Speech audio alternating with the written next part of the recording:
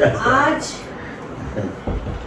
साथियों हमारे साथ राष्ट्रीय दृष्टिहीन संघ के प्रथम अध्यक्ष, दिल्ली विश्वविद्यालय में प्रोफेसर और हेड ऑफ द डिपार्टमेंट रहे डॉक्टर वेद प्रकाश वर्मा जी विद्यमान है। और खुशी की बात ये है कि संघ के बहुत लंबी पारी खेलने वाले और संघ को स्थापित करने वाले महासचिव, क्या कहूँ, मुझे महासचिव उनके सामने एक छोटा पद लगता है, एक छोटा शब्द लगता है, लेकिन जो औपचारिक भाषा है उसमें वो महासचिव हैं। और सुप्रीम कोर्ट के बहुत ही प्रसिद्ध वरिष्ठ अधिवक्ता, हमारे बहुत लोकप्रिय नेता रोंगटा साहब हमारे साथ विद्यमान है। और हम आज अपने साथियों को, अपने सदस्यों को जिस बात से परिचित कराना चाहते हैं वो संघ के संघर्ष का इतिहास कैसे प्रारंभ होता है। हम जानते हैं कि NFB USA की तर्ज पर राष्ट्रीय दृष्टिहीन संघ भारत में बनाया गया और इसे बनाने में जो विचार आया जिसके मन में, वो दो व्यक्ति थे जिन्होंने आपस में तय किया। AK मित्तल साहब स्वर्गीय जो हो गए हैं, अब हमारे लिए बहुत दुख की बात है, आज वो हमारे बीच नहीं है। जब वो अध्ययन करने के लिए बाहर गए थे और उन्होंने national federation of the blind के बारे में वहाँ पढ़ा, सुना, जाना, तो उनके दिमाग में ये ख्याल आया कि ऐसा ही एक संगठन भारत में भी होना चाहिए। उन्होंने भारत में आके पहली मुलाकात उनकी हुई कौल साहब के साथ, जवाहरलाल कौल जी, और उन दोनों ने ये विचार बनाया कि हम राष्ट्रीय दृष्टिहीन संघ जैसा एक स्वतंत्र संगठन बनाएं। उस संगठन को बनाने के लिए वर्मा साहब के साथ विचार विमर्श हुआ और ये तीन लोग मुख्य रूप से जुड़कर कई और लोगों को जो स्थापक बने बाद में, उनके साथ जुड़कर एक संगठन बनाते हैं जो भारत में उस समय भी अनोखा था और आज भी अनोखा है। उस संगठन की स्थापना होती है 23 मार्च 1971 को और 3 अगस्त 1973 को उसका नाम बदला जाता है राष्ट्रीय दृष्टिहीन संघ के रूप में। पहले वो राष्ट्रीय दृष्टिहीन स्नातक संघ था। तो उसके प्रथम अध्यक्ष प्रोफेसर वर्मा हमारे साथ है। मैं आदरणीय रोंगटा साहब से निवेदन करूंगी कि वो वर्मा साहब से कुछ बातचीत करें ताकि हमारे जितने सदस्य हैं, जहां तक इस बातचीत को, इस जीवन उपयोगी, इस संगठन उपयोगी बातचीत को सुने। तो सर, मैं ये कह रहा था कि इस संगठन की स्थापना के बाद जब मैंने 74 में, जहाँ तक मेरी मेमोरी जाती है, उत्तर प्रदेश के महासचिव का भार संभाला, तब से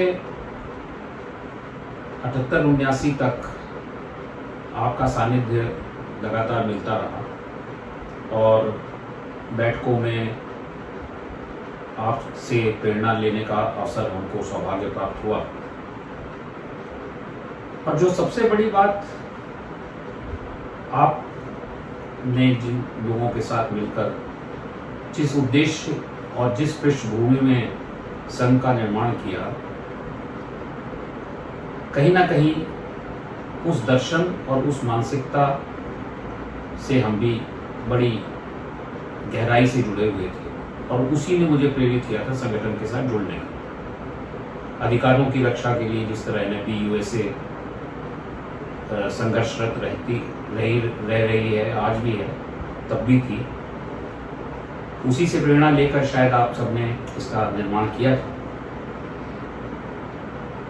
यहीं पर एक सवाल उठता है अंकल, मेरा भी, कि ये स्नातक संघ क्यों बनाया था आपने पहले? अंकल, हाँ जी, ये स्नातक ग्रेजुएट ब्लाइंड्स के लिए बनाया था पहले। हाँ। तो ये ग्रेजुएट ब्लाइंड के पीछे बनाने के लिए क्या दर्शन था आपका, आप लोगों का, मतलब सम्मिलित?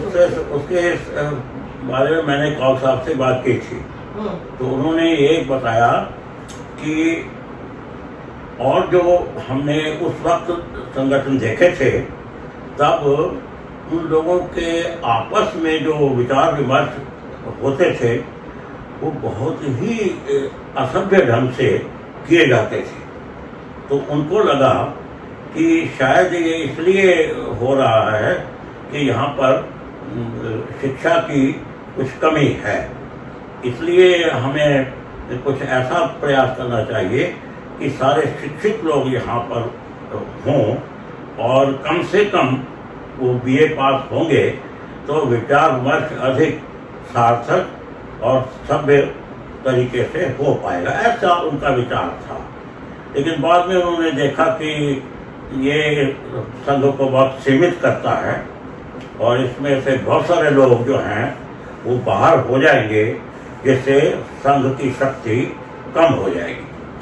तो अंत में फिर ये विचार रखा गया कि इस शर्त को, स्नातक की शर्त को हटा दिया जाए और नाम रखा जाए राष्ट्रीय दृष्टिहीन संघ। इसमें क्या है कि कोई भी दृष्टिबाधित व्यक्ति इस संघ में शामिल हो सकता है, अपना योगदान कर सकता है और अपने विचारों से इसे लाभान्वित कर सकता है। इसीलिए फिर ये ग्रेजुएट की शर्त हटा दी गई थी।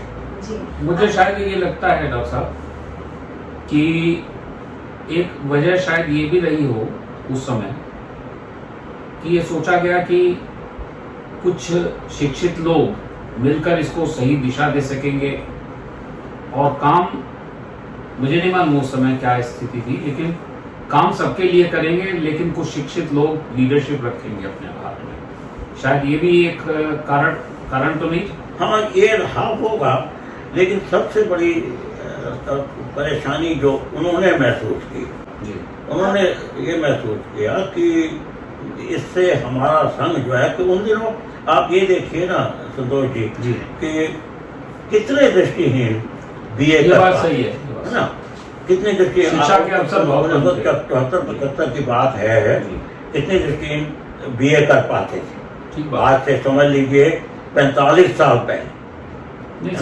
सही बात। तो वो संख्या जो है ना वो बहुत सीमित हो जाती है और इसीलिए ये शर्त हटाई गई और फिर दृष्टिहीन के संघ का विस्तार संभव हो पाया था। चलिए, अच्छा हुआ समय पर हो गया। हाँ, नहीं तो शायद हम सदस्यता नहीं ले पाते। वही तो मैं कहता हूँ यही तो मैं कहता हूँ कि कितने दृष्टिहीन बीए कर पा रहे थे उस बात से, ये देखिए ना, क्योंकि उस समय तो हम पढ़ रहे थे।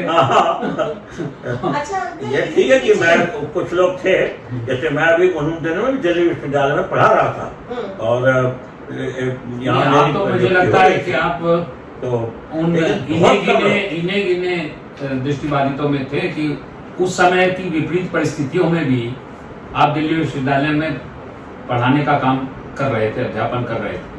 अंकल, एक कारण मुझे लगता है कि जो लोगों ने बताया बातचीत करके, जैसे मैंने, आप जानते हैं किताब लिखी है, लोगों ने कहा कि स्पेसिफिकली आप और अजय कुमार मित्तल साहब, कौल साहब आम आदमी से दूरी रखते थे एक विशेष तरह की।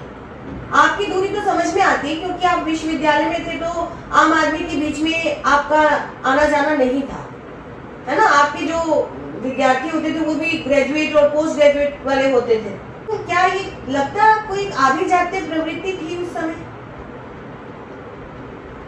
नहीं, आम आदमी को ही जोड़ने के लिए ये सब किया गया था, क्योंकि उन दिनों मैं जब यहाँ पर दिल्ली विश्वविद्यालय में आया तो मैं आपको सच बता रहा हूँ, शायद ही कोई दृष्टिहीन व्यक्ति उस समय दिखाई देता था। और ये बात है 1963 की, जब मैंने यहाँ पर पीएचडी के लिए दाखिला लिया। मुझे ऐसा लगता है कि चूंकि इतने कम समय में ही ये निर्णय बदल दिया गया, इसलिए शायद कारण इतना महत्वपूर्ण नहीं है अब। आभा पैर छुरी आपके कारण अंकल, आभा पैर छुरी है। भारतेंदु, डॉक्टर प्रोफेसर भारतेंदु पांडे आए हैं। बहुत बहुत उनकी पत्नी। तो मुझे जो लग रहा है, मुझे जो लगता है कि ये कारण क्या था नहीं था, ये इसलिए निर्मूल हो जाता है ये बहस,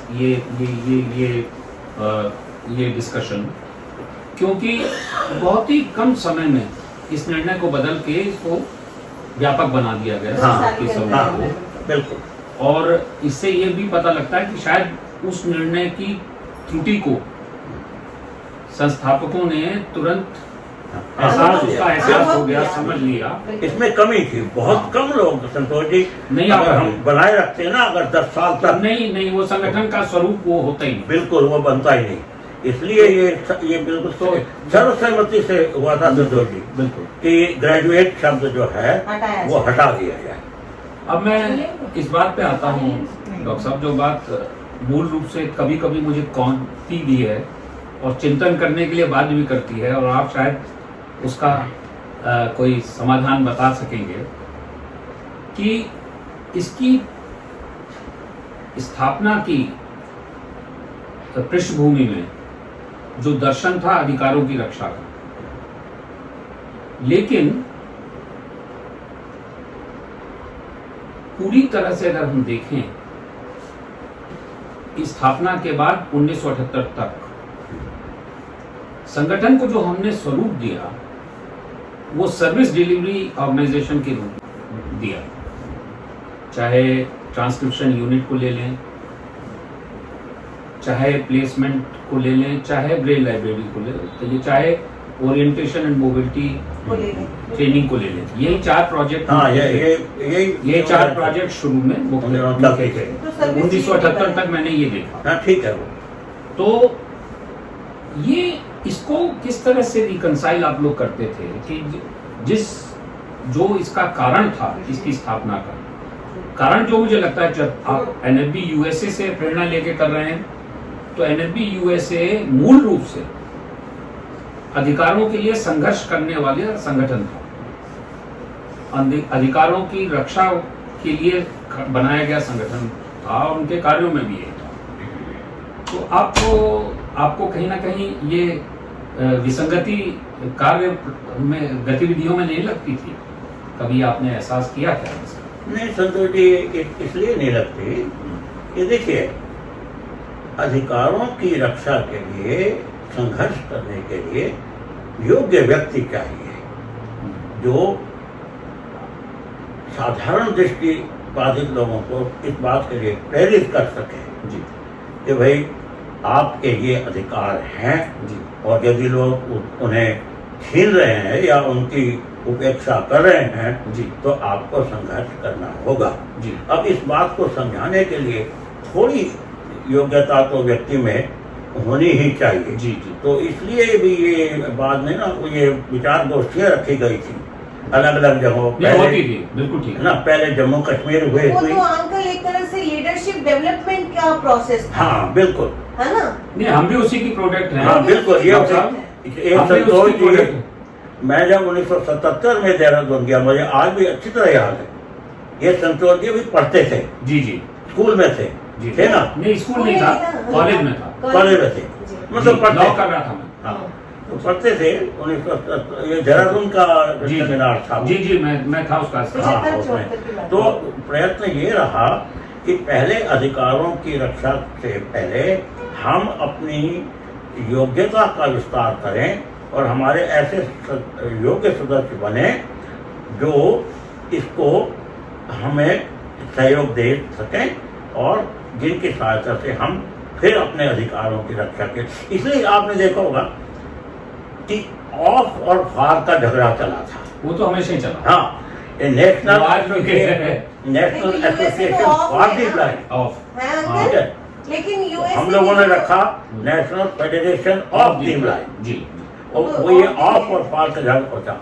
ये मैंने एक बार कौल साहब से पूछा, मैंने कहा भी यार ये इस शब्दों का झगड़ा क्यों है? वो कहते हैं इसलिए है कि फार वाले जो लोग हैं वो दूसरे लोग दृष्टिबाधितों के लिए फैसला करते हैं, मतलब दूसरे थोड़ा सा दृष्टिबाधित लोग मैं इससे तो सहमत हूँ, हम्म। इतना तक तो सहमत हूँ, लेकिन थोड़ी सी बड़ी विनम्रता से असहमति व्यक्त करना चाहूँगा कि ऑफ और फॉर में एक सबसे बड़ा जो मुझे अंतर समझ आता है भैया आप भी कि participate कीजिए। जो national association for the blind है या जितने भी ऑर्गेनाइजेशंस फॉर द ब्लाइंड हैं या फॉर डिसेबल्ड हैं, वे प्राइमरीली सर्विस प्रोवाइडर हैं, हाँ बिल्कुल सही। ना कि वो एक्टिविस्ट हैं या ना कि वो राइट्स के प्रोटेक्टर्स हैं। ठीक है, ये मुझे सबसे बड़ा अंतर नजर आता है इन हाँ, दोनों में, सही जहाँ बात तक है। मेरी अंकल, समझ है। हाँ बिल्कुल सही कह रहे हैं, ये बिल्कुल ठीक है। अंकल एक और बात छोटी सी- इसलिए मैं आपको इसी से जुड़ी एक बात आपको याद दिलाना हाँ चाहूँगा। जरूर जरूर। आपने 77 की बात की, देहरादून और कश्मीर वाले लीडरशिप ट्रेनिंग सेमिनार्स की। आपको याद होगा, मुझे हमेशा वो भूलता नहीं है कभी भी, कि 77 में जब देहरादून में एक सेशन में मैंने यही सवाल पूछा था और यही जवाब मुझे दिया गया था, जो आप कह रहे हैं ऑफ और फॉर में अंतर का, और मैंने उस पर असहमति व्यक्त की थी और ये बात मैंने रखी थी। लेकिन उस समय मुझे मित्तल साहब, कौल साहब के माध्यम से मुझे बोलने की इजाजत नहीं दी गई इस बात पर, क्योंकि हम उस कॉन्सेप्ट के साथ उस उत्तर से सहमत नहीं थे। तो कहने का मेरा अभिप्राय यह है कि ये तो चलिए इतिहास के पन्ने में चला गया, लेकिन जो हम कहना चाहते हैं वो ये कि हमने 78 के बाद जब से टेक ओवर किया, हमने मूल रूप से इस अंतर को ही ऑर्गेनाइजेशन ऑफ और फॉर द ब्लाइंड में दिमाग में रखकर अपनी क्रियान्वित किया अपनी गतिविधियों को। अच्छा, क्या ये आप समझते हैं, क्योंकि आप बड़े हैं, आप संस्थापक हैं, ये मेरी भूल तो नहीं है या मैं ठीक रास्ते पे हूं? बस ये जानना चाहता हूं। अंकल इसी से जुड़ा हुआ एक और सवाल है जो कह रहे हैं रोंका साहब। मैं कह रही हूँ उस समय जब आंदोलन कर रहे थे उत्तर प्रदेश में, हाँ वहाँ पर एक देहरादून में महिला को लेके भी बहुत प्रताड़ना हुई थी, महिला की, उसका यौन शोषण हुआ था, वहाँ भी बहुत बड़ा आंदोलन चला था जिसको एनएफबी की उत्तर प्रदेश शाखा ने डील किया। लेकिन कभी भी आप लोगों की सेंटर की ओर से सहायता नहीं मिली किसी भी आंदोलन में, इसका कारण क्या था ये भी आप बताइए। अगर क्यों अधिकारों की चेतना को लेकर ये संगठन था, तो उत्तर प्रदेश में चलने वाले किसी भी आंदोलन में महासचिव का सहयोग क्यों नहीं होता था? ये बात कब की है? ये 1972 से जैसे मैं आपको बताता हूँ, 1972 74 में मैं बना, सुनिए, 74 में मैं बना महासचिव उत्तर प्रदेश का। उसी समय मैंने एक आंदोलन शुरू किया था उत्तर प्रदेश में नौकरियों को लेकर, उत्तर प्रदेश में शिक्षण के लिए स्पेशल स्कूल्स की स्थापना को लेकर, और भी कई मांगे थी। वो आंदोलन चला, काफी लंबे समय तक चला और उसके परिणाम भी अच्छे आए, लेकिन सेंट्रल लीडरशिप से, सेंट्रल ऑफिस से उस आंदोलन को समर्थन और सपोर्ट नहीं मिला, मना किया गया, बल्कि मना किया गया कि ये काम हमारा नहीं है। कहते थे और सरकार आपको की। इसी क्रम में एक बात और याद दिलाना चाहूंगा कि 78 में जब मैं चुनाव लड़ रहा था, और उससे पहले 76 में जब जयपुर में अधिवेशन था, आपको याद होगा, जयपुर में अपना अधिवेशन हुआ था, जनरल बॉडी जयपुर में हुई थी 1976 में। उसमें एक टॉपिक रखा गया था जिसमें मैं भी बोला था कि आरक्षण की आवश्यकता नहीं है, आरक्षण की आवश्यकता नहीं है, ये एक टॉपिक था जिसके विरोध में मैंने बोला था उस सेमिनार में। 74 में वो महिला वाली घटना भी वो घटी थी, ट्रेनिंग सेंटर वाली। जब हुआ तो उस पर जो, चूंकि ये तो टॉपिक था, मान लीजिए कोई भी कुछ बोल सकता था, ये बात तो है नहीं कि एक सब्जेक्ट दिया गया है तो उसके समर्थन में ही सब बोलेंगे, समर्थन में बोलेंगे और विरोध विरोध में भी में बोल भी सकते हैं। लेकिन विरोध में जब हमने बोला तो स्टेज पे से जो कहा गया वो यही कहा गया उस समय, सारे लीडर्स ने यही कहा, वरिष्ठ लीडर्स ने, कि भाई ये युवा में जोश है, होश नहीं है। तो वो मैंने तो खैर उसको जनरेशन गैप के रूप में लिया कि अप्रोच टू लाइफ जनरेशन में जो गैप होता है थिंकिंग में, ये उसका हिस्सा है। मैंने तो उसको उसी रूप में लिया एक्चुअली। देखिए मैं बताता हूँ आपको, मेरी जो इसमें भूमिका रही वह धीरे धीरे सीमित होती चली गई। हाँ वो तो है ना, आपने महसूस किया होगा। बिल्कुल बिल्कुल। मैं तब ऐसे ही कार्यक्रमों में भाग लेता था जहाँ सचमुच एक ज्ञानवर्धन योग्यता को बढ़ाने के लिए आवश्यकता हो, तब मुझे बुलाया जाता था। और मैंने जब अध्यक्षता वो शुरू की, उसके बाद मैंने उसे कभी भी जारी नहीं रखा। शायद मुझे अब तक ये भी याद नहीं है कि मैं 1 वर्ष अध्यक्ष रहा या 2 वर्ष अध्यक्ष रहा, ये भी मुझे अब बिल्कुल याद नहीं है। इतना मुझे ज़रूर याद है कि अहमदाबाद में हमारा जो सबसे पहला सम्मेलन हुआ था उसमें मैं अध्यक्ष था। हम एक पूरी बोगी लेकर गए थे संतोष जी, और उसमें केवल दृष्टिबाधित व्यक्ति लोग थे, मालूम है ना। तो उस समय मैं था। और उसके बाद आप नहीं ज्यादा वो हाँ एक्टिव, तो मेरी लेकिन आप उसके बाद आप एक्टिव रहे, उसके बाद आप एक्टिव एक बार और हुए। हाँ 1978 में जब डिस्प्यूट हुआ, आपको याद होगा, हमारे और कौल साहब के बीच चुनाव के बाद, कानपुर के चुनाव के बाद, तो समझौता करवाने एक कमेटी बनी थी, सब कमेटी बनी थी जी, जिसमें आप भी थे। कि हमारे और उनके बीच कोई डिस्प्यूट जो होगा, मतभेद होंगे, उनको रिजॉल्व कराने के लिए आप 3 आदमियों की कमेटी थी, आप भी थे उसमें, याद होगा आपको। लेकिन मुझे जो सबसे अच्छा लगा आपका, हमेशा आपने कभी भी किसी तरह का पक्षपातपूर्ण निर्णय नहीं दिया, कभी नहीं लेता, कभी नहीं दिया, मेरा स्वभाव है, दिया ही नहीं, बिल्कुल दिया ही नहीं। और उस समय अगर मुझे सही याद है तो आप ही पहले व्यक्ति थे जिन्होंने कहा कि भाई इस तरह से पार्टीजन एटीट्यूड से तो निर्णय करने पर मतभेद दूर नहीं हो सकते और ऑर्गेनाइजेशन स्मूथली नहीं चल सकती। मुझे अच्छी तरह याद है ये बात, आपकी तटस्थता की, जिसकी मैं हमेशा तारीफ करता हूं। और मैं एक बात, क्योंकि बहुत लंबी बात नहीं हो पाएगी, आपको भी ज्यादा हम 1 मिनट सर। अंकल आंटी ने भी जब बनी थी तो बहुत कंट्रीब्यूट किया था, ट्रेजरार थी वो, है ना। बहुत आरंभ में किया था, जब संघ के पास कुछ पैसे नहीं थे, बिल्कुल बहुत कलेक्शन किया, हमको जहाँ तक सुनना को मिला है यूनिवर्सिटी में। मैंने यूनिवर्सिटी में 10-10 रुपए के कार्ड बेचकर, और ये उन्हीं की सहायता से हो पाया।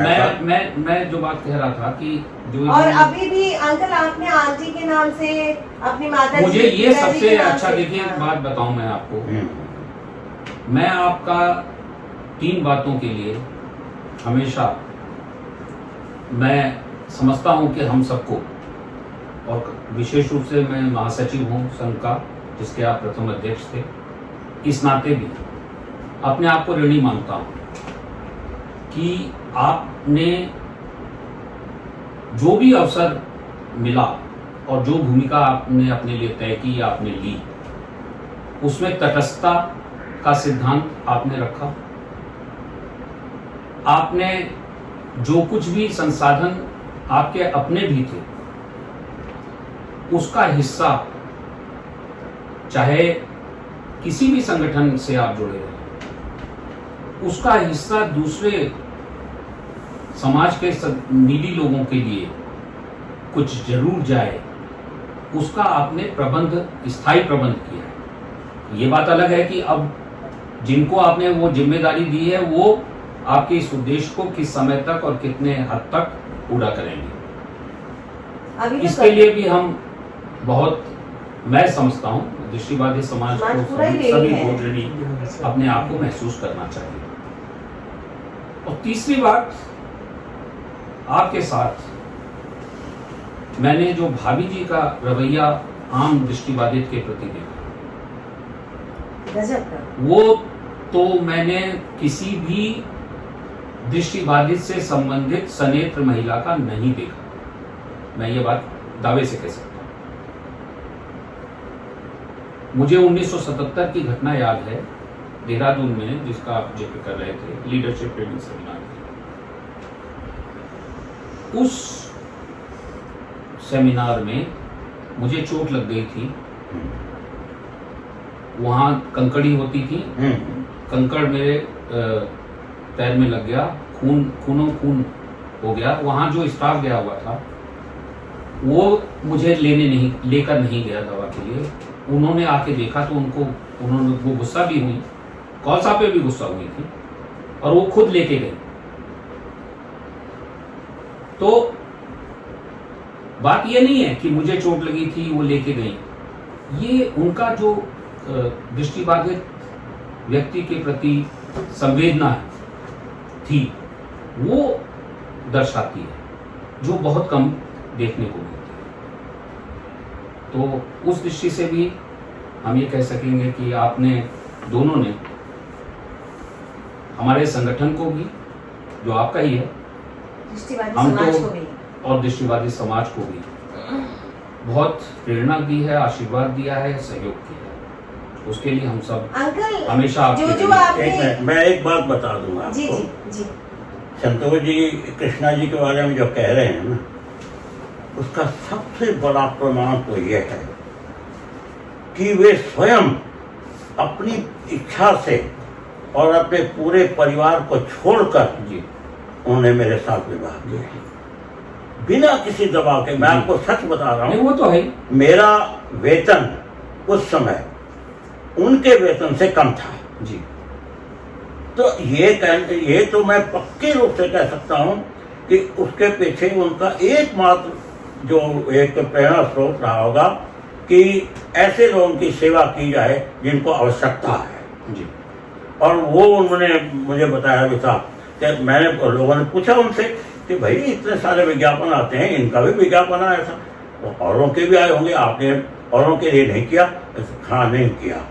तो उन्होंने कहा कि देखो, मैं ये मानती थी कि जो व्यक्ति MA फर्स्ट क्लास फर्स्ट और PhD कर सकता है वो चरित्रवान तो अवश्य ही होगा, और मेरे लिए यह सबसे अधिक महत्वपूर्ण बात थी। और उसके बाद ही मैं आपको बताता हूँ संतोष जी कि इसके बाद ही वो लगातार न केवल मेरे लिए, यूनिवर्सिटी में और लोगों के लिए भी लगातार रीडिंग करती है। हाँ, मैंने सुना, रिकॉर्डिंग करती रही।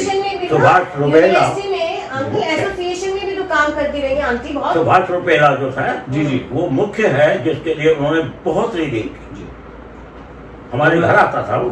मैं तो यही कह सकता हूँ कि आपका आशीर्वाद हमेशा मिलता रहे हम लोगों को, बहुत बहुत समाज को मिलता रहे, संगठन को मिलता रहे, मुझको मिलता रहे, ताकि मैं अपने दायित्व का निर्वाह और आप लोगों ने जो लिगेसी दी है उस लिगेसी को और आगे अच्छी तरह से बढ़ा सकूं। धन्यवाद। आप तो जानते समझते हैं कि मेरी जीवन यात्रा तो अब लगभग समाप्त नहीं है, ईश्वर जितनी भी है और आशीर्वाद वो मिलता रहे। आपके लिए समर्पित है। बहुत बहुत धन्यवाद डॉक्टर। आपने जो वैदुष्य के उच्च प्रतिमान स्थापित किए हैं सर, अपनी पुस्तकों के माध्यम से, उसके माध्यम से हम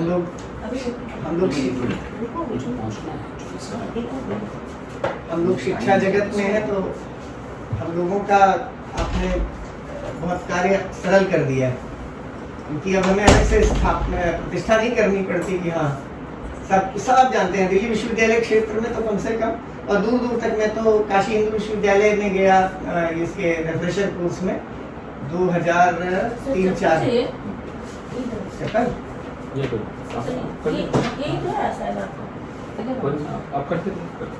तो 2004 में मैं गया, तो वहाँ बिहार से और कहाँ से डॉक्टर साहब मैं चल रहा हूँ, आशीर्वाद दे रहा हूँ। बहुत बहुत धन्यवाद। आप चलेंगे क्या? हाँ, मैं नहीं, ऐसा कैसे हो सकता है?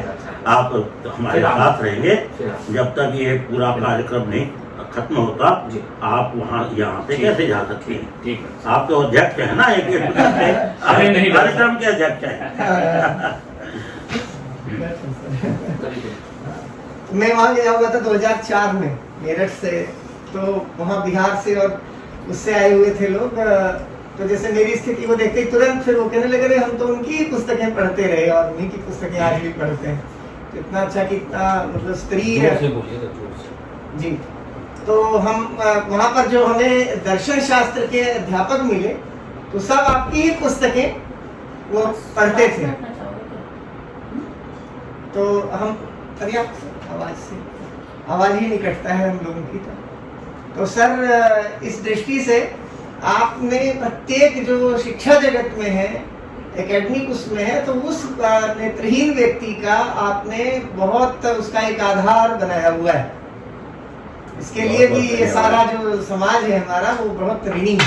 किसी से भी यह दिलीप अरे वर्मा जी ऐसा इतना आपने उद्यम किया, इतना व्यवसाय किया, तो ये भी एक प्रकाश स्तंभ की तरह आप हैं हम सबके लिए।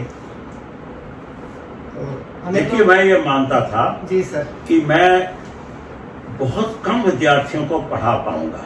हाँ ठीक है कि मैंने करीब लगभग 35-36 साल एमए के विद्यार्थियों को पढ़ाया, लेकिन मुझे लगता था जी कि ये पर्याप्त नहीं है, और इसलिए मैंने निश्चय किया कि मैं अंग्रेजी को छोड़कर हिंदी में ऐसी स्तरीय पुस्तकें लूंगा जो अंग्रेजी में भी उपलब्ध न हो। हाँ, और वही किया मैंने। वही है। मुझे कई बार विद्यार्थियों ने कहा कि आपने अंग्रेजी के साथ अन्याय किया। मैंने कहा भाई, आपको तो कई पुस्तकें उपलब्ध हैं, लेकिन अंग्रेजी में कमी नहीं है, हिंदी में कमी। जब मैं आपको सच बता रहा हूँ, मैं जब दर्शन शास्त्र पढ़ने आया, ऐसी किताबें मिलती थी, मैंने अपने अध्यापक विभागाध्यक्ष से कहा कि साहब मैं अपना दर्शन शास्त्र का विषय छोड़ रहा हूँ। कहने हुआ क्या? मैंने कहा जी, मुझे हिंदी में जो किताबें पढ़ी मिली हैं उनमें से कुछ समझ नहीं आता। तो उन्होंने कहा कि आप ऐसा करो, एक मैकेंजी नाम के विद्यार्थी और लेखक थे, उनकी पुस्तक अंग्रेजी में पढ़ो। मैंने पढ़ी, बिल्कुल समझ आया, मुझे इससे बड़ा दुख हुआ। मैंने कहा अगर हिंदी की ये स्थिति रही तो दर्शन शास्त्र हिंदी से तो बिल्कुल ही अलग हो जाएगा। तो बस मैंने निश्चय किया, एक बड़ा मिशन बनाया मैंने, उस मिशन में मैंने काम किया, और मैंने जो 14 किताबें लिखी उनमें से सिर्फ 2 को छोड़कर और बाकी सब हिंदी में हैं, और उनमें से मेरी आत्मकथा में ब्रेल को छोड़ दें तो 9-10 किताबें हैं वो हिंदी में दर्शन शास्त्र की है। आपको मैं ये बताऊं कि यूनिवर्सिटी में जो एक निदेशालय है, हिंदी माध्यम कार्यालय में निदेशालय, उसमें जो दर्शन शास्त्र की पुस्तकें हैं, केवल एकमात्र वो मेरी है, आपकी है हिंदी और है ही नहीं। तो इस तरह से मुझे लगता था कि नहीं, स्तरीय हिंदी में, अच्छी हिंदी में विद्यार्थियों को सामग्री मिलनी चाहिए, और वह अंग्रेजी से किसी भी हालत में कम ना हो। आपको मैं एक छोटी सी बात बताता हूँ। धर्म दर्शन की मूल समस्या मेरी एक पुस्तक है। मैंने देखा कि उसको पढ़कर अंग्रेजी के लोग अपना काम चलाते हैं। अब क्या करते थे कि नामों के स्पेलिंग उन्हें मिलते नहीं थे। उसके बाद मैंने महसूस किया कि भाई ये गलत स्पेलिंग लिख रहे हैं, तो इस तरह से विद्यार्थियों को नुकसान होता है। अब आप देखेंगे तो उसमें मैंने नामावली करके एक उनके सही स्पेलिंग दे रखे। अब यह कुछ छोटा सा उदाहरण दूंगा। ब्रेथवेट हमारे एक दार्शनिक हैं, अब उनके स्पेलिंग देखिए, BRAITHWAITE, तो कैसे स्पेलिंग उनको मालूम? तो वो सब किया मैंने उन विद्यार्थियों के लिए जो हिंदी में पढ़कर अंग्रेजी में लिखते हैं। अब पूरी नामानुक्रमणिका मिलेगी आपको अध्याय के क्रम से। पहले अध्याय में जो नाम आए उनके स्पेलिंग मिल जाएंगे। इसी तरह से मैं, देखिए आपको मैं बताता हूँ, जब मैं पढ़ाता था ना, तब मैं कठिन स्पेलिंग कम से कम 3 बार बोलता था। मेरे दृष्टिहीन होने के कारण विद्यार्थियों को क्यों नुकसान होना चाहिए? निश्चित है ना। हमारे एक दार्शनिक दर्शन शास्त्र के जनक माने जाते हैं, उनका नाम है रेने डेकार्ट। ठीक है, रेने डेकार्ट। डेकार्ट के स्पेलिंग है DESCARTES। पहले देखिए आप, है ना। वो सांख्य है BONSOQUE। तो इस तरह के स्पेलिंग हमेशा मैंने विद्यार्थियों को कहा, और ये मेरा विचार रहा कि मेरी दृष्टिहीनता के कारण मेरे विद्यार्थियों को नुकसान क्यों पहुंचे, इसमें उनका क्या दोष है? नहीं, सही बात। कि उनको एक दृष्टिहीन अध्यापक मिला है, तो ये स्थिति रहनी चाहिए। हमारी विभाग में अपनी अच्छी छवि रखें, जी जी, आपको लोग आसानी से भूल न पाएं, क्या बात ये हमेशा ध्यान रखें। है। जी जी जी, और वो याद रखें कि भाई हर दृष्टिबाधित व्यक्ति हमारे पूरे समाज का राजदूत है। हाँ बिल्कुल सही बात है, राजदूत है, एम्बेसडर है। बिल्कुल सही बात है। अगर वो काम नहीं करता तो न केवल अपनी बल्कि अपने समुदाय की छवि भी खराब करता है। और आगे क्षति होगी, आगे भौतिक रूप से क्षति होगी। हाँ। कोई उनको नियोजित नहीं करेगा, लोग उसका उदाहरण देंगे, देंगे। अरे फलाना आदमी तो बैठा रहता है, काम नहीं करता, नौकरी से काम नहीं करता, तनख्वाह लेता है। मैंने, आपको विश्वास नहीं होगा, मेरे पीरियड उन लोगों ने कम रखे। मैंने कहा साहब इतने में तो काम नहीं चलेगा, 2-3 पीरियड और बढ़वाए ताकि मैं अच्छी तरह से विद्यार्थियों को पढ़ा सकूं। ये भी एक वहां पर उदाहरण है कि लोग तो ये कोशिश करते हैं कि हमारे पीरियड कम हो, कम लगे। और ये है कि बढ़ाने की कोशिश में लगे हुए हैं। इसलिए कि हमारी छवि दृष्टिबाधित समाज के लिए उदाहरण बने और समाज में अच्छी छवि पहुंचे।